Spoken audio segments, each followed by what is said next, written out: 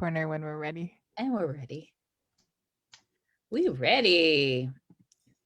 So good evening. Welcome everyone to Koviki Talk, episode 21.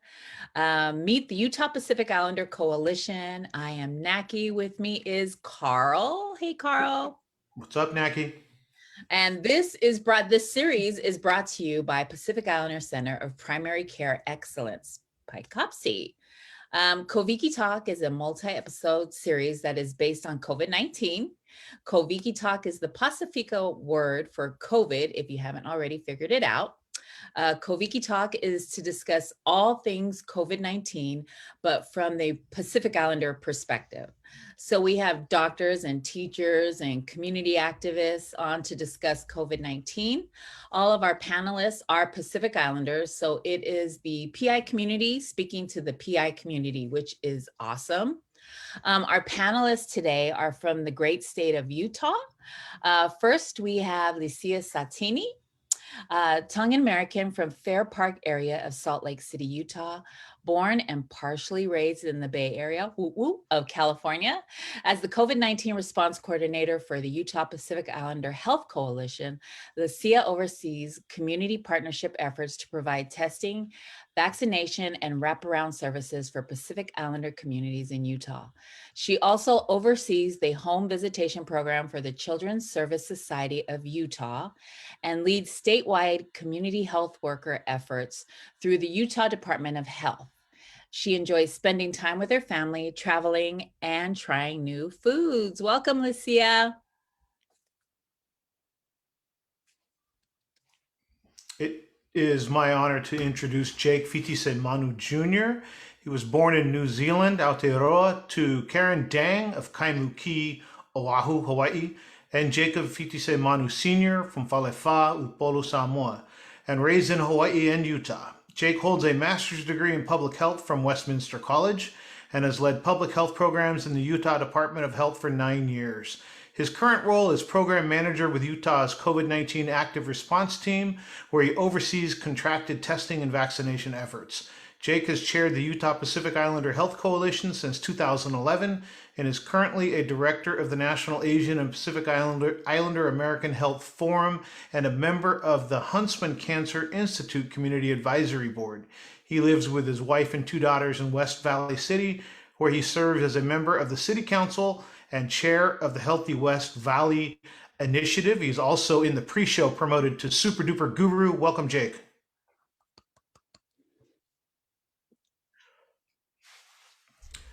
All right, thank you both for being here and taking the time to talk about all the amazing work that the Utah Pacific Islander Health Coalition is doing.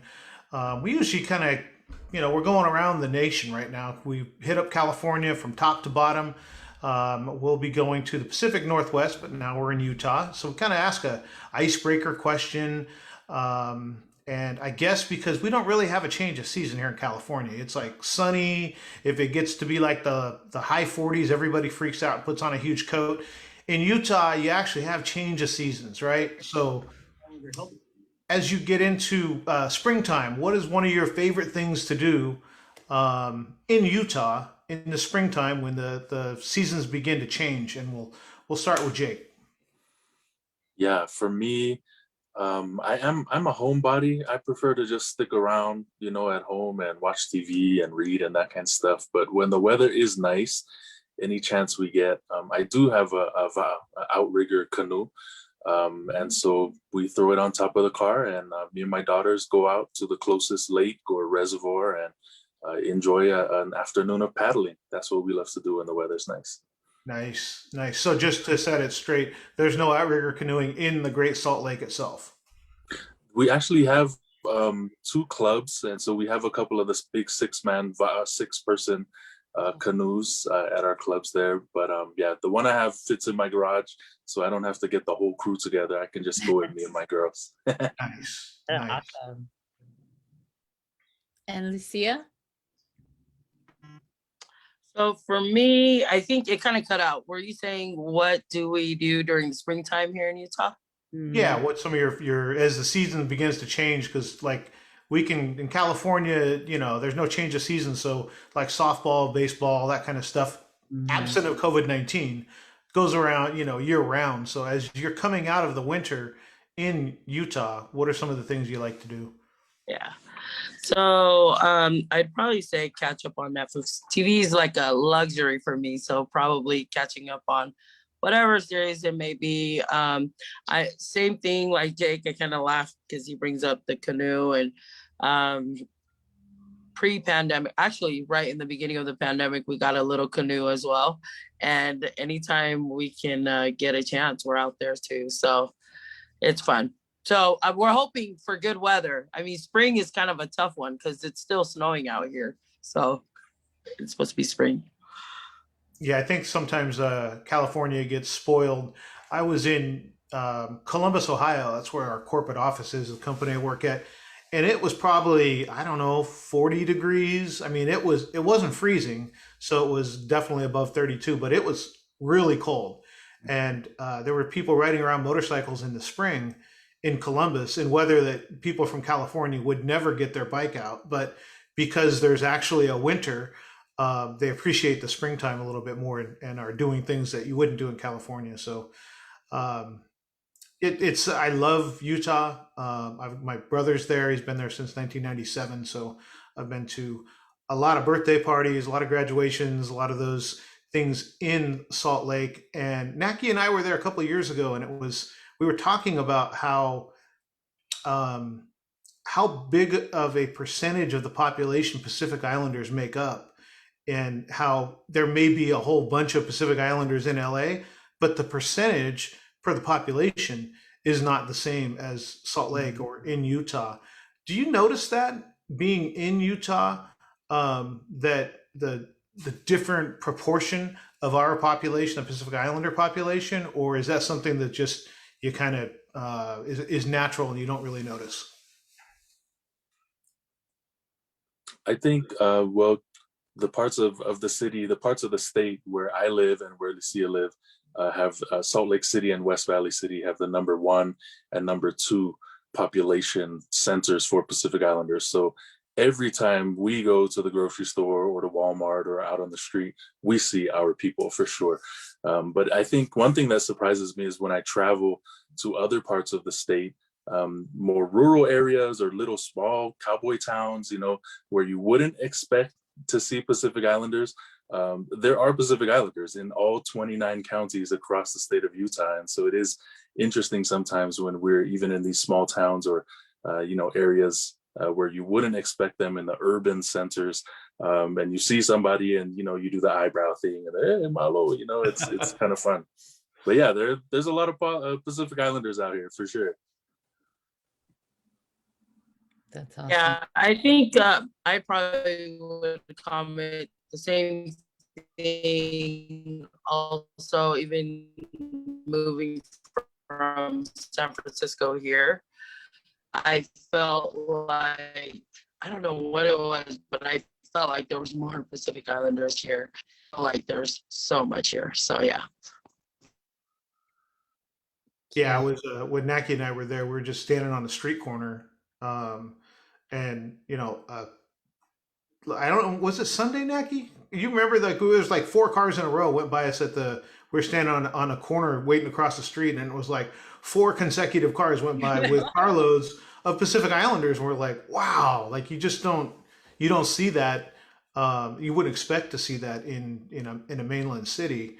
But yeah, and they were dressed up. I think they were going to church. I mean, but it was interesting just seeing people go by, and it wasn't even like it wasn't like a big deal to see another Pacific Islander. I'm sorry, Naki, I cut you off. No, where I live, it's like, it's not the city, so that I don't see too many Pacific Islanders. But like if we go into a store or supermarket and we see somebody, I'm like, hey, I'm like, I'm so excited because, and then my husband's like, do you have to talk to every Pacific Islander? I'm like, I want to know if I'm related to them.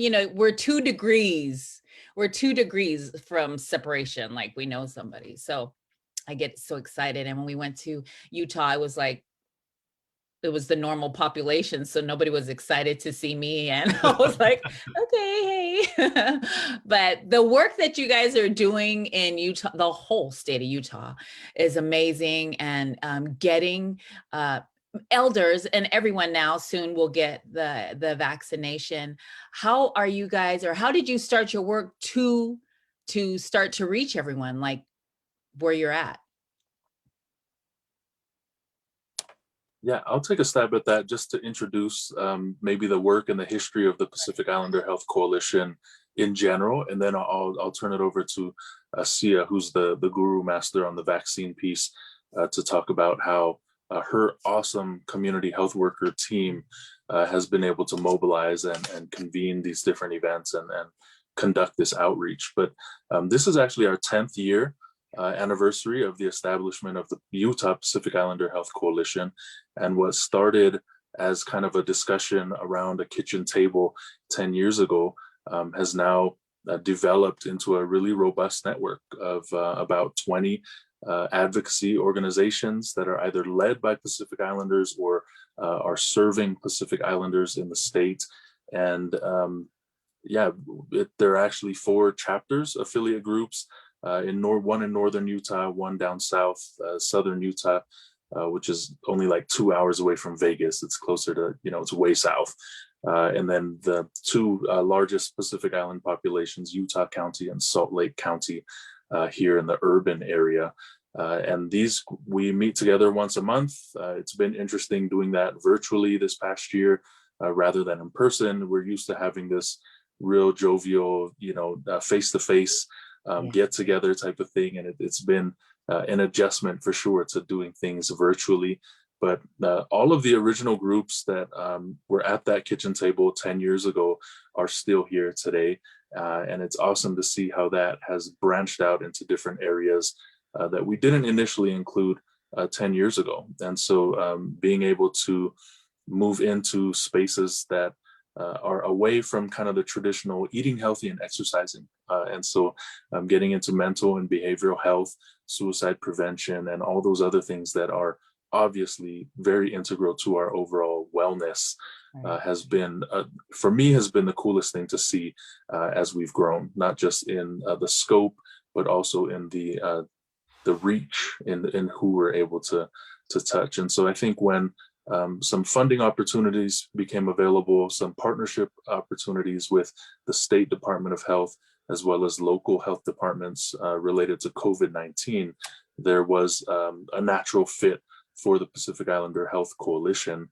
And I would just give ourselves some props. I know we're taught not to do that. We're the humble ones, but the Pacific Islander Task Force, or the working group for COVID response, started before we had any funding, before we were contacted by the health department. These were individuals on the ground who said, we need to get together and mobilize and do something. We can't wait for other people to do it for us. And that proactivity has kind of been the underlying motive, for the past year. Whether or not we had funding, whether or not we had collaborations, whether or not we had support from government agencies, we were going to do it, and we did. And so with that brief introduction, I would turn it over to Lisia, who can really talk about the vaccination effort and the testing effort that her community health worker team has been leading for the past year. Awesome. Thank you, Jake. Thank you. So when we first started, I think it's probably pandemic started about March, and the state partnered. We ended up getting a partnership with the state health department. My sister-in-law, Margarita Satini, was the one who reached out, and she knows I'm like stretched thin, but she reached out, and I was doing work before with UPIC. So when Jake talks about, years of work, I understand that part of it. But when this project work rolled out, she reached out and said, hey, we're going to be helping out with COVID testing. And so I had no idea that it was going to end up where we're at today. But we started out with our COVID testing, and it was a lot of meetings, of course, with the health department, did a lot of outreach, and we weren't successful in the beginning. I mean, if I were to say we're successful in helping who we could, I think that was great.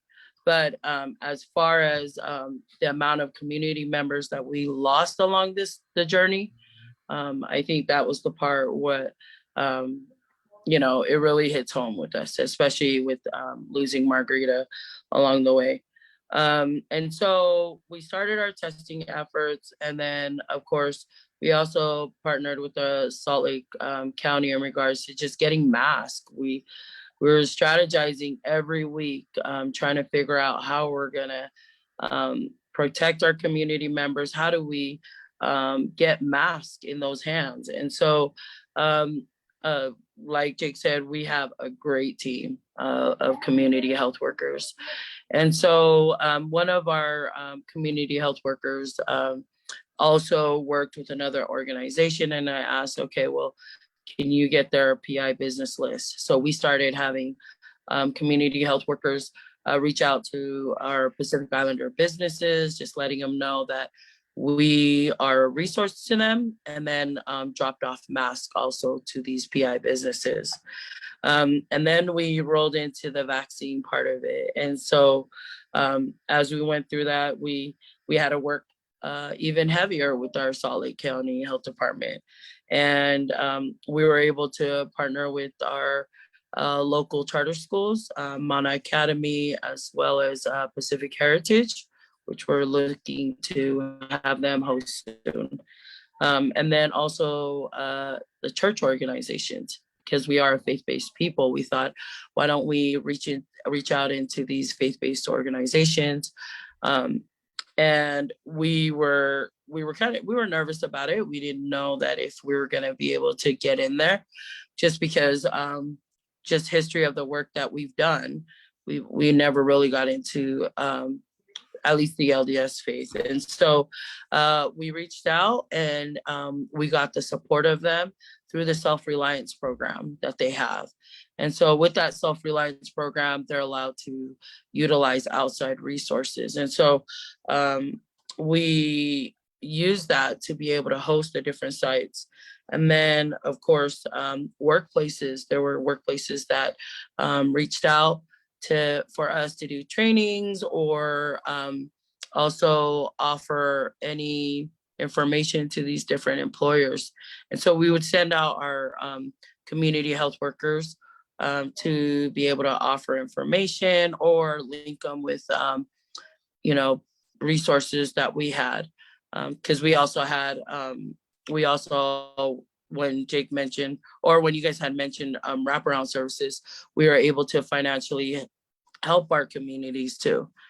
And so, yeah, that was a lot of information, but yeah, that's kind of what our strategy plan was like. And we always had like a partner specialist for each site, and they were able to get in there and do the connection. And again, I shout out to my team, because they did a lot of the work, rain or shine, and they're all drive-through clinics, except this last weekend. We just had our kind of first indoor clinic. And how did that go?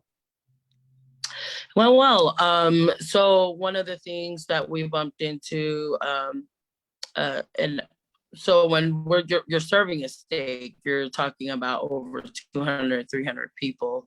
And so it was a steak event, and the county had mentioned that they only had 100 vaccines for our event. And we were trying to figure out, okay, we can't do a whole lot with 100 vaccines for a crowd of 8 to 1,200 people. And so in all of this, I thought it was a crazy idea, but I was like, okay, I'm gonna go to our local pharmacists and see what local support they can provide for us. And I was like, well, the worst thing they could say is no. And so I went into our local Smiths, explained our situation, and the pharmacist there had recognized me from a news clip that I had done previously, and I think that probably helped out. But and so he gave me another number, which was the head of the Kroger department for pharmaceutical, and we had a conversation. I mentioned to him I was pre-approved a certain amount of vaccines, but they came back and said, sorry, we can only do 100 vaccines. And this was 4 days before the event. And I was already in a situation where I was thinking, we're booked, we will have to turn away people. But when I went to make that post, like literally right when the post went, I got the call and they said, we have a tray of COVID vaccines for you. And I was like, what does that mean? And he said, that means 1,174 vaccines. Wow. Yeah. I about died. I was like, I didn't know how to, I just was super quiet, but like, just, everything inside of me was just because there was so much, tense when our community wants, there's a demand for something. And when you finally hear, a local support, from our local support saying, hey, we can help you out, I was just like floored with it. And so I was so excited. I texted everyone like, hey, we're gonna be able to make it happen this weekend. We're gonna have over 1,000 shots. I mean, our whole team that week knew what was going on. And they were just kind of waiting. And when we got the approval, then it was like really time to work because we wanted to make sure that we can fulfill those numbers. That's I awesome. think it's exciting to hear the innovation. Like, I'm not going to take no for an answer. Okay, if you're saying it's 100, then I'm going to go knock on doors, or I'm going to make phone calls, or I'm going to do whatever I got to do. And then seeing it, come to you and happen, because I think you're right in the sense that you're asking the community to look, get engaged, come get the vaccine, and you're saying, show up, and then the last thing you want to do is have a big turnout, and then say, oh, whoops, like, that kind of undermines the confidence. So congratulations to you from that standpoint of just not taking no for an answer. And I think that's, Naki and I have talked about this, how quickly we moved as a people, before the funding came, before we knew exactly, we didn't know it was going to be 14, 16, 18 months that we're in it. People just moved. People moved and people acted. People did things just like that. I'm not going to take no for an answer. Do you think there's been relationships made, either between your organizations and the public, or between the organizations and the public health departments? Did you already have that infrastructure in place, or has that been enhanced through all of the great work you're doing with COVID? I probably would say yes to all of that. I kind of mentioned earlier, we were trying to get into this faith-based organization for years. And so I knew that it was crucial to make sure that relationship of trust was there, because we're talking about, an outside nonprofit trying to come in and offer services. And that was the only way, is to show proof, right? to be able to show them what we do. And so it was helpful that we did partner with the state in the beginning last year. I think that was very helpful because it allowed us to build our team. And that's where, we're grateful for the health department, the state health department, in that support, to be able to allow us to hire community health workers. A lot of what we do, I think in the beginning, we get a lot of volunteer work, but people not paid, and that can only last so long, right? And so the ability for us to be able to say, hey, we have this work, we can pay you, and be able to expand that is huge. And so I think leveraging the state health department and us getting the work done, and then now the county health department helping out with vaccines, and then outside support, I think that's always helpful. So yeah. Awesome. When the pandemic first started, did you have a hard time convincing our community to get tested? And then how did you reach them? Because I know when the vaccine first came out, like here, people were like, no, no, thank you. And now that we have gone a year of this pandemic, like the elders are, we're taking our elders now who want to get the vaccine just to, and I believe here is because a lot of family members have passed away, and unfortunately, we all know somebody who has passed or have heard. So do you think that has a lot to do with the elders and people coming to get vaccinated, or we're educating and the word is getting out? Like, I feel like a mixture of both.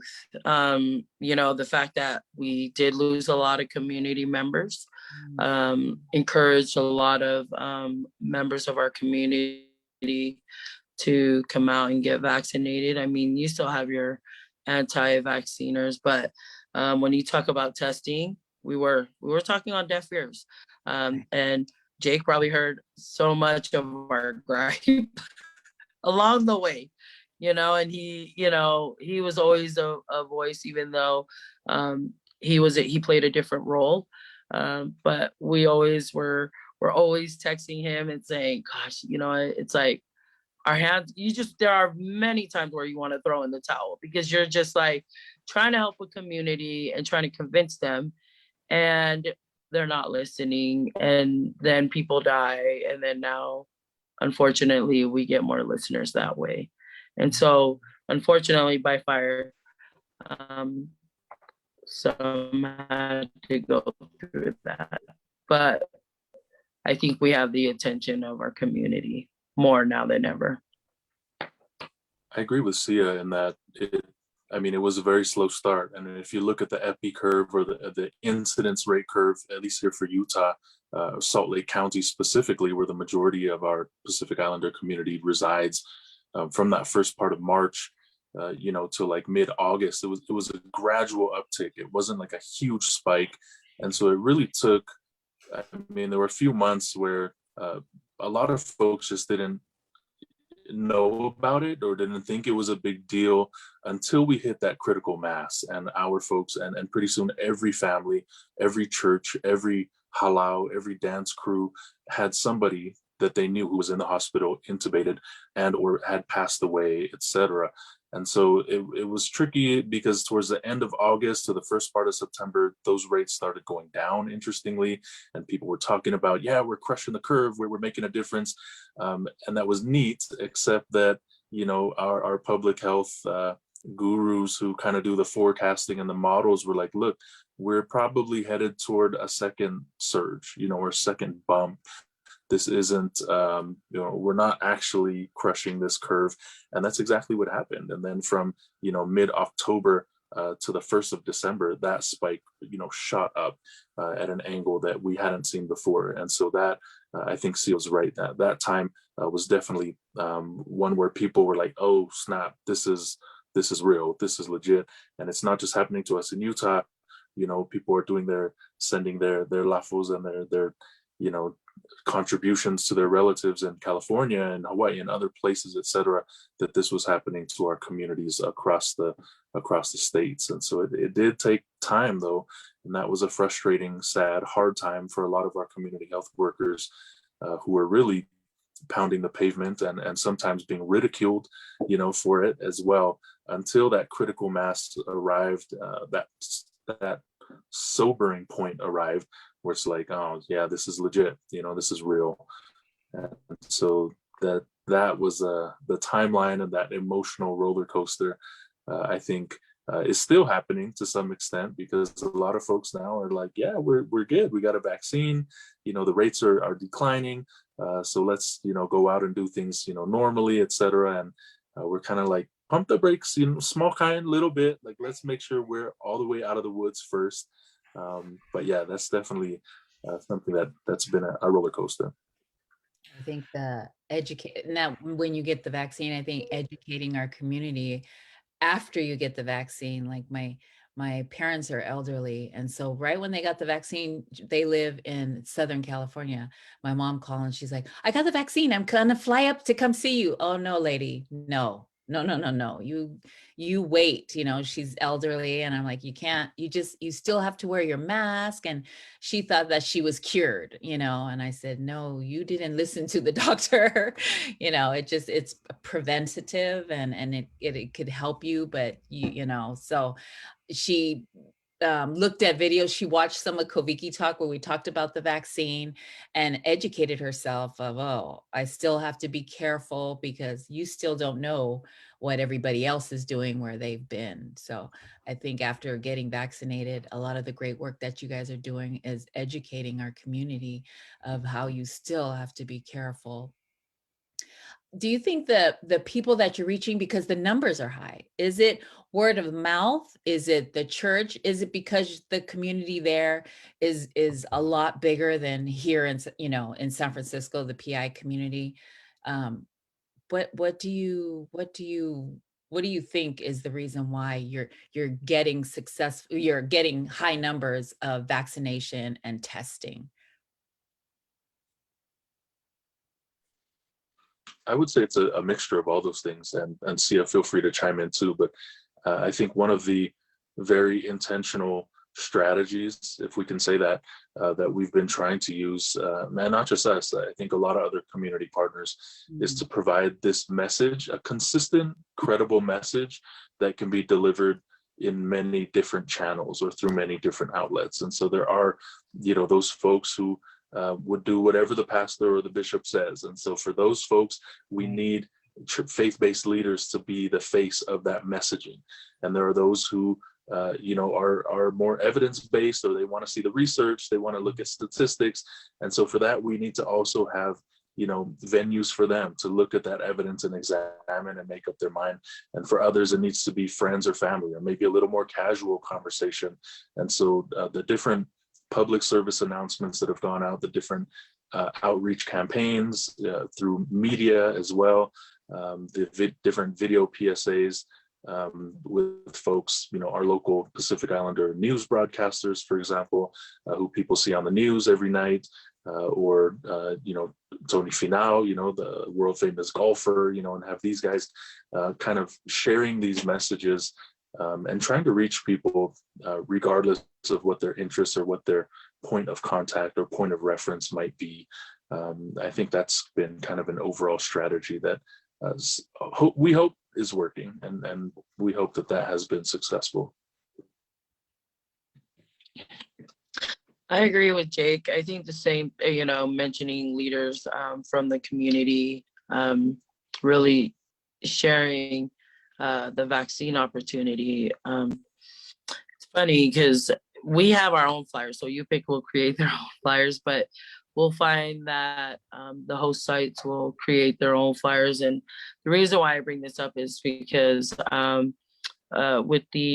we did an event with the Tonga West Stake, and on their flyer they put the prophet of the church getting vaccinated.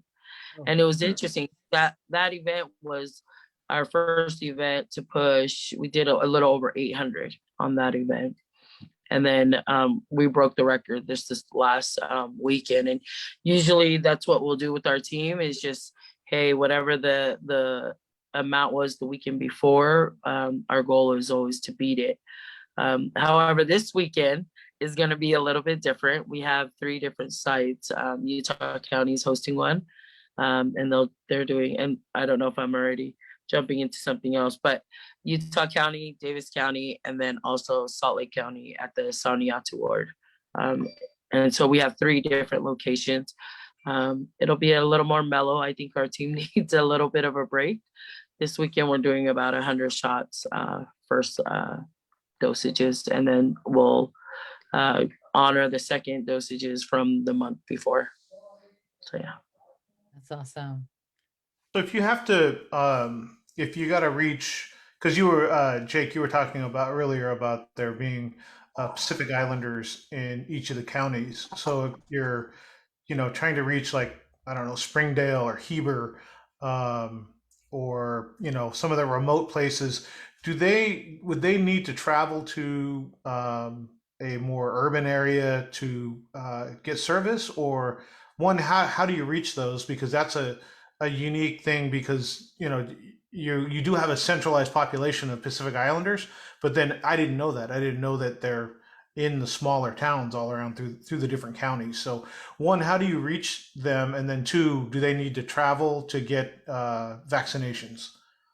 Yeah, that's a really good question, and it definitely is a challenge, even outside of COVID. I mean, for any other health issue or any other community issue that we're working with, just the distance is a barrier, right?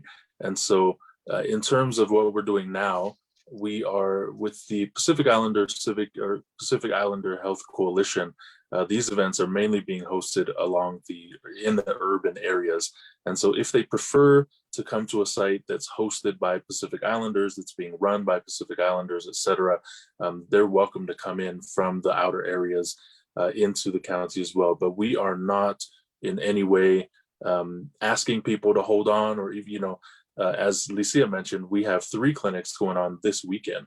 But if someone came up to me today, or to her today, or any of the community health workers and said, I really am interested in getting a shot today, we will bend over backwards to find them a provider here and now, right? And so that's the same with folks in the outer areas. There is a statewide, a sort of controversial equity plan for delivering vaccination. I say controversial not because the plan or the blueprint itself is controversial. I agree with everything that's written in it. But the fact that it's not a mandatory plan, or it's not required of providers, it's a set of guidelines and a blueprint for folks to follow when they're providing vaccinations, to consider these themes about equity and vulnerable populations and marginalized groups. And so if there was a way to enforce that in all counties and all agencies, that would be a huge step, right? But those guidelines and blueprints are out there. We're doing what we can, and not just Pacific Islanders, but all the other race and ethnic-based advocacy groups, to ensure that the counties and the vendors that are being contracted by the state to provide these vaccines are doing it in an equitable way, and are providing those services as fairly and adequately as possible in those small areas as well, where we don't have a Pacific Islander specific outreach model for vaccination at this time. When you going backwards just a little, when you first started, were your numbers already disaggregated? Because the PI community is huge there, because here we had to fight for our numbers, go to the county, go to the state, trying to disaggregate our numbers. Were yours already separated, or did you have to fight for the numbers? Yeah, no, that's we were fortunate in that our state health department and local health departments do disaggregate Asian Americans from Pacific Islanders. And I think this is a good point in the discussion to give a shout out to those elders and to those advocates who were there decades ago, who really fought for that here in Utah.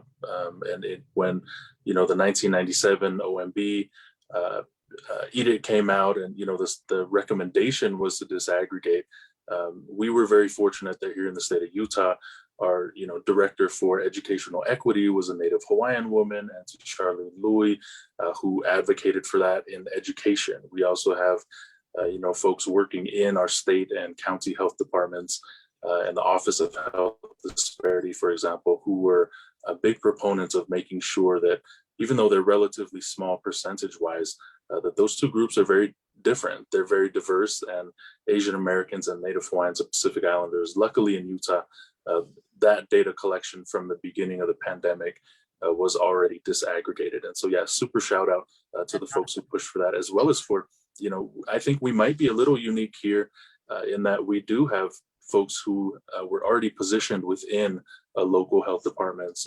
Dr. Saya Hafoka is our public health chair for the Committee on Diversity here in Salt Lake County. Myself and others who have worked in the State Department of Health, et cetera, and as well as community groups who had been working for many years to build relationships with policymakers and these local government agencies. we still have a long way to go. There's obviously much more that can be done with those relationships and leveraging those arrangements or representation. But I would be remiss if we didn't recognize those folks who are often unrecognized for the work they did to build and bring us to where we are, and those who are working in the trenches, right now in their different roles, and how very, we're very blessed to have those touch points within these agencies that we can go to when we need things done. That's awesome. That's like a big congratulations, because a lot of communities, PI communities, a lot in the beginning, a lot of the work was trying to disaggregate the numbers. So, we were just, not that we were wasting time, because we needed to do that so that we can stand on our own, but we could have been, getting our resources a little quicker, getting the information out a little quicker. So big kudos to you guys in Utah. So that is a blessing in itself.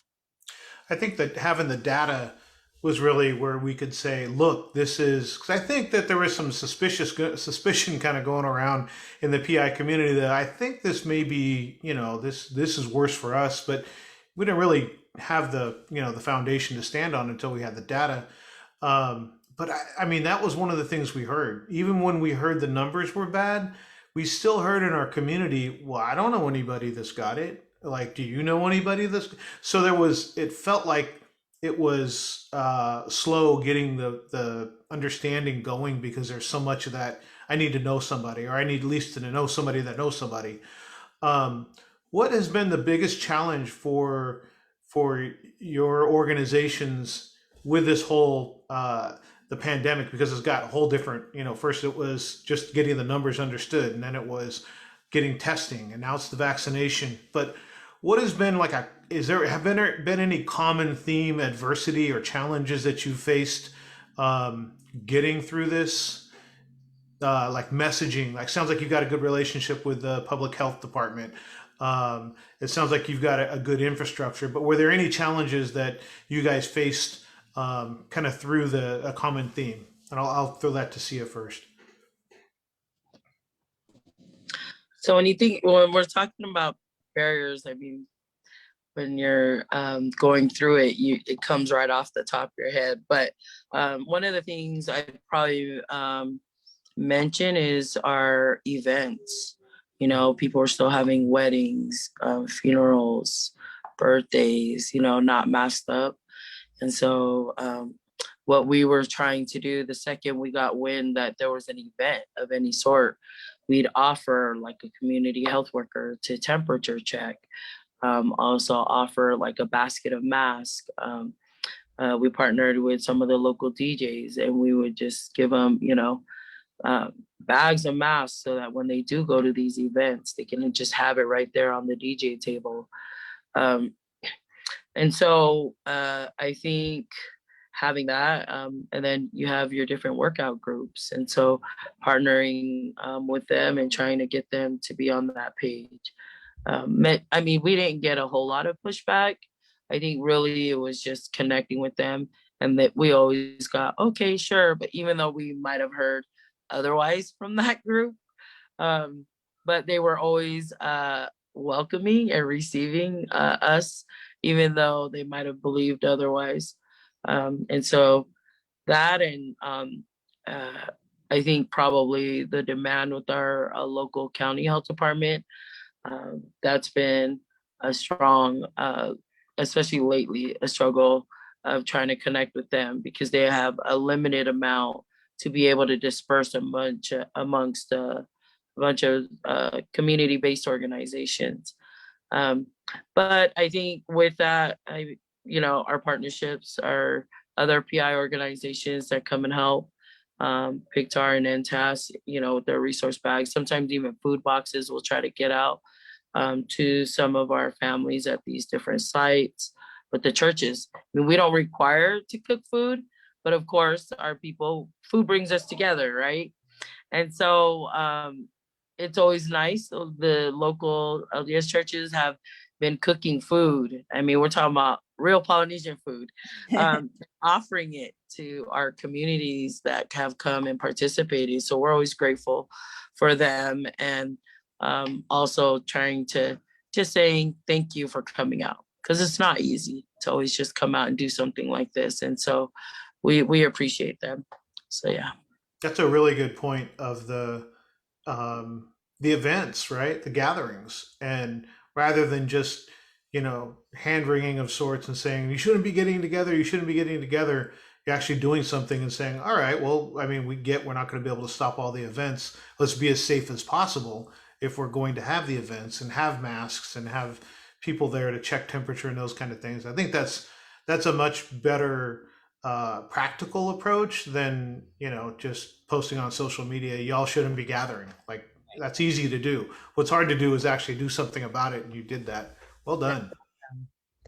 I would have never thought to go to a funeral and hand out masks, but I noticed that our community, we still gather, we still have weddings and funerals, but I noticed that more and more we're starting to wear masks.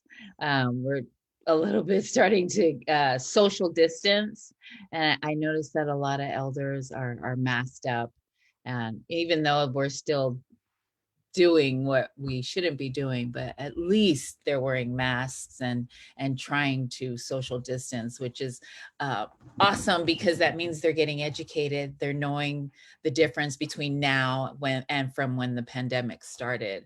The resources that you have been providing for the community, that if they need food, or if they're not documented or don't have a passport, they're still able to get the vaccine and get tested. Everything is confidential. Is that out there? And have you been finding people are like holding back because they're a little leery, or? Yeah, we always want to, of course, all of our community health workers go through the HIPAA compliance training. And so we always want to make sure that everything is kept private and confidential, just because we understand, like, we're a small community. And so sometimes that trust is lost when information like that is shared. And so I'm always emphasizing with the team, hey, we're trying to build the trust of our people. We need to just be careful with that. And so I think trust is a big factor when you're talking about even with resources, especially in our community.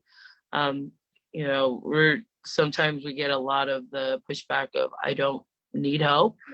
I don't want to receive help. I don't, you know what I mean? And so as we continue to try to have a more warm type of connection with that type of a crowd, we just continue business as usual. And whenever they're ready and they need help, they know where we're at. So, yeah. That's awesome. Are you Jake, go ahead. Sorry. Go ahead, Neki.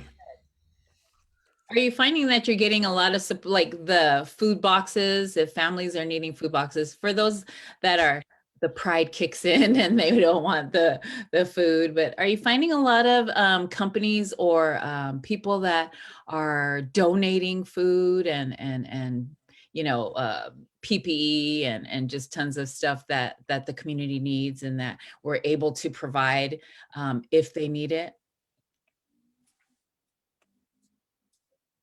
I think with that, yes. So when we first started, a lot of the food banks here, they do a lot of foods that we don't eat.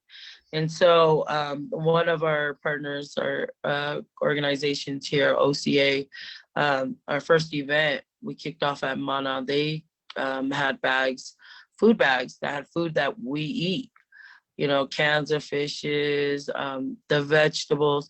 It was just super nice to have that. It was more intentional for our people. And so as I never got a chance to look at it, and I was like super excited because I wanted one just so I can see what's in there. But everybody was raving about the food bags. And so I've talked to them several times about, creating possibly another food bag. But because we've had great partners, we haven't been able to actually do that yet. Maybe here this next month, we might do something like that. I don't know. We'll see. But yeah, and the food boxes, you know, sometimes when we get that high roller that comes in with a really nice car, and we'll like, our team will just jokingly like, hey, can you open your trunk? We want to give you guys a food box. And, you know, it's, you know, just something fun and light for our team, because this is not easy work, but they like to poke fun at these participants that come out, because we are always saying, hey, these clinics are for underserved communities. And so, yeah, I mean, and sometimes that really nice car that comes out, it's somebody who's just driving their elderly parent or something. So then we're like, oh, okay, we shouldn't have did that. So it's not always. Oh, my bad. Yeah. Go ahead, Carl. I'm sorry I cut you off earlier. Oh, let's see. I was going to ask Jake the adversity question. Did you see any common threads of challenges being messaging or reach or the public facilities or any of those kind of things? Yeah, I really appreciate Sia's answer. I think she explained the logistic and operational challenges really well. The only thing I would add are kind of maybe the social or cultural challenges that we reached. Just in, I would chalk it up to just a learning curve. I mean, the fact that a pandemic like this has never happened in any of our lifetimes, right? Our people had experienced the 1918 global influenza pandemic that had a huge impact on our great grandparents' generation, but this is new. And so coming in and there's also an education imbalance where for those of us who work at the health department, who have a degree in public health, or like Lisia's team, who are trained in HIPAA and outreach and all this good stuff, you know, what may seem very logical and obvious to us actually isn't for most people in the community. And so just getting over that learning curve and teaching people that, you know, this isn't like diabetes or obesity, which they're used to. As a health coalition, we've always been working on those things, and we have educational campaigns and 5Ks, and we do screenings here and there. But the urgency where we're like, no, you need to get tested, you need to put on a mask, you need to stay home if you're sick. These things people were very shocked with. We're just not used to that. And educating people about, you know, the difference between monitoring and mitigating infectious disease is very different from how we treat chronic disease, right? No one's going to catch my obesity or my diabetes by me coughing on them. That's different from COVID-19 or these infectious diseases. So I think just that learning curve was something that took a while. And for some folks who have differing opinions or political views, I mean, maybe that education will never make a difference, but I think that was one of the ongoing challenges, was just managing expectations about what this COVID response is about, and getting people kind of used to accepting that, you know, the health coalition has had to pivot during this last year. And we miss it too, because we didn't get to do the 5K, we didn't get to do our family health fairs, we didn't get to do all those things that we normally do that bring communities together. And all of a sudden, this group that for 10 years has been pitching wellness and family and community is now saying like, no, you should stay home if you're sick, or you shouldn't go to work if you can avoid it. And I think that was a shock to a lot of people. And so being able to just message around this pivot to COVID and saying, look, the sooner we can get this over with and learn these lessons, the sooner we can get back to normal. And you know, that learning curve piece, I think, is still there. But initially, that was definitely a challenge for me to wrap my head around. And it's very hard to not be paternalistic about it, or to not be fiapoco about it and just be like, dude, this is what the research says, so you should just do it.